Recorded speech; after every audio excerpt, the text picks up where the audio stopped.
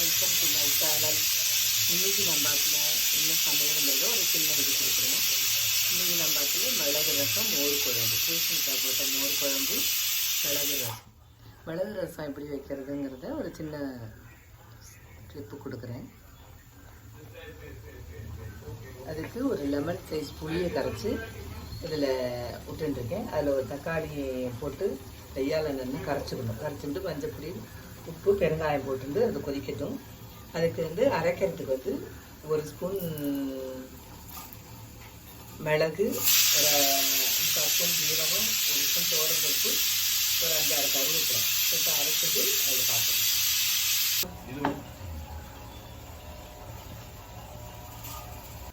இப்போ ரசம் கொதிச்சுட்டு இல்லை பொடி பண்ணி வச்ச மிளகு, ஜீரகம், துவரம்பருப்பு, கருவேப்பிலையை சும்மா கோஸாக பொடி பண்ணி அதில் போட்டுக்கலாம்.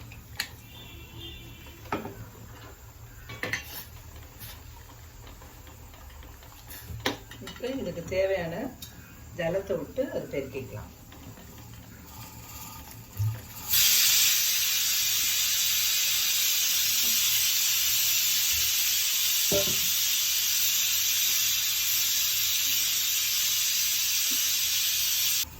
இந்த மாதிரி ரசம் நுரைச்சி வரும்போது ரொம்ப கொதிக்கக்கூடாது.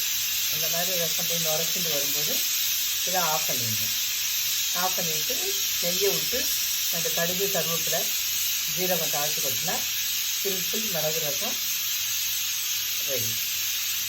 சிக்கத்தையே நுரை கட்டி மேலே வரட்டும்.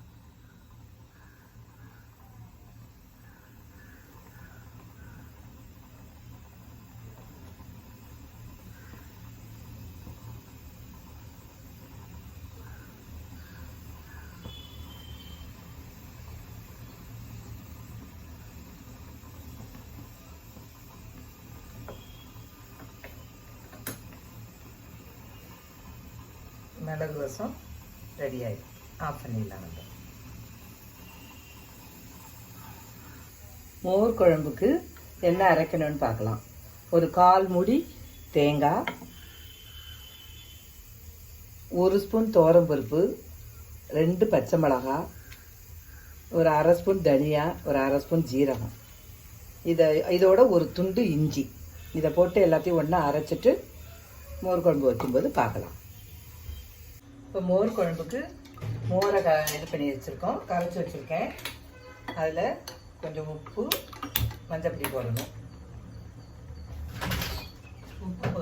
உப்பு போட்டாச்சு. மஞ்சப்பொடி கொஞ்சம் போட்டு அரைச்சி வச்ச இந்த தேங்காய், தனியா, இஞ்சி, பச்சை மிளகாய், ஜீரகம் எல்லாம் அரைச்சி வச்ச அந்த விழுதையும் அதில் போட்டு கொஞ்சம் தண்ணி விட்டு அரைச்சி விட்டு அந்த விழுதான அந்த தண்ணியை அணைஞ்சு விட்டுட்டு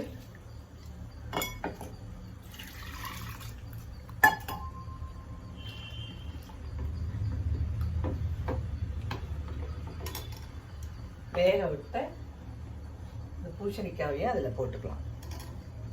போட்டு அது ஒரு நுரை கட்டி வரும்போது ஆஃப் பண்ணிடலாம். அவ்வளோதான், மோர் குழம்பு ரெடி. பூசணிக்காய் மோர் குழம்பு ரெடி. ரொம்ப கொதிக்கலாம் வேண்டாம். அப்படியே நுரைச்சிட்டு வரும்போது அப்படியே ஆஃப் பண்ணிடலாம். மோர் குழம்பு நல்லா நுரைச்சி வந்துருக்கு. நம்மளோட பூசணிக்காய் மோர் குழம்பு ரெடி. அவ்வளோதான், பூசணிக்காய் மோர் குழம்பு ரெடி ஆகிடுச்சு. இறக்கி வச்சு காய்ச்சி கொண்டு வச்சுக்கலாம். பீர்க்கங்காய் துவையல் பண்ண போகிறோம். பீர்க்கங்காய் துவையலுக்கு 2 பீர்க்கங்காய் வாங்கி இதே மாதிரி நறுக்கிண்டு இந்த எண்ணெயை விட்டு நல்லா வதக்கிக்கணும்.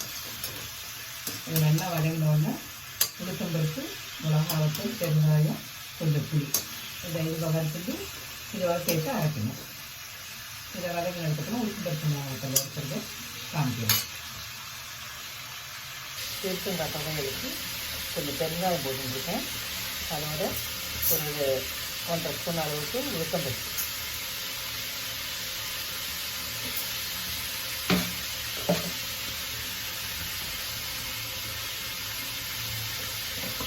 ஒரு 3 காஞ்ச மிளகாய்,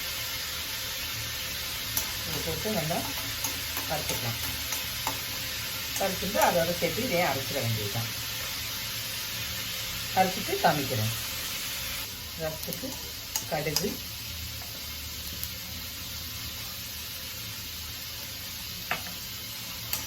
ஜீரகம், ஜீரகம் பண்ணி போட்டு 2 கருவேப்பிலை,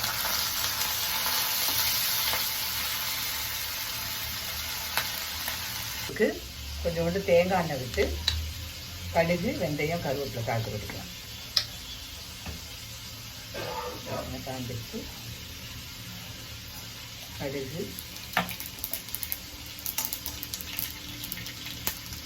ஒரு 1/4 ஸ்பூன் வெந்தயம், கருவேப்பிலை,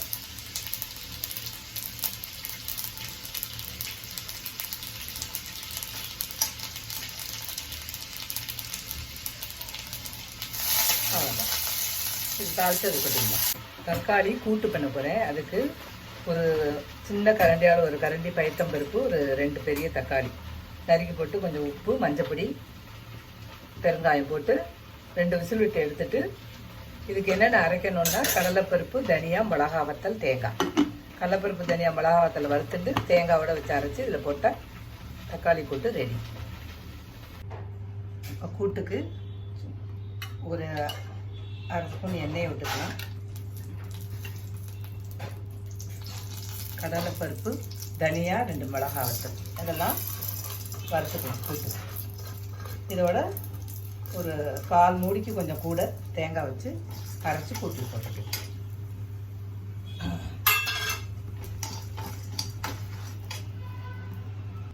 கூட்டு நல்லா வெந்துடுத்து இதில் அரைச்சி அந்த விழுதை சேர்த்துக்கலாம்.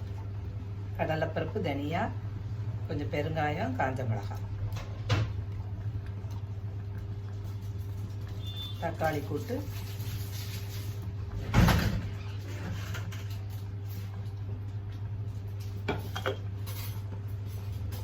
கூட்டுக்கு கொஞ்சம் தேங்காய் எண்ணெய் விட்டுக்கலாம்.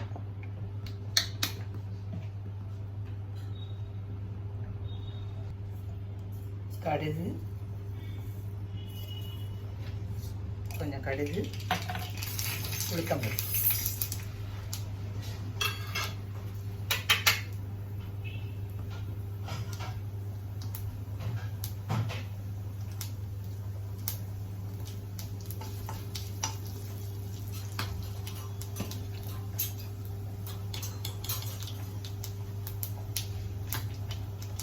மூணு கூட்டு வருமா?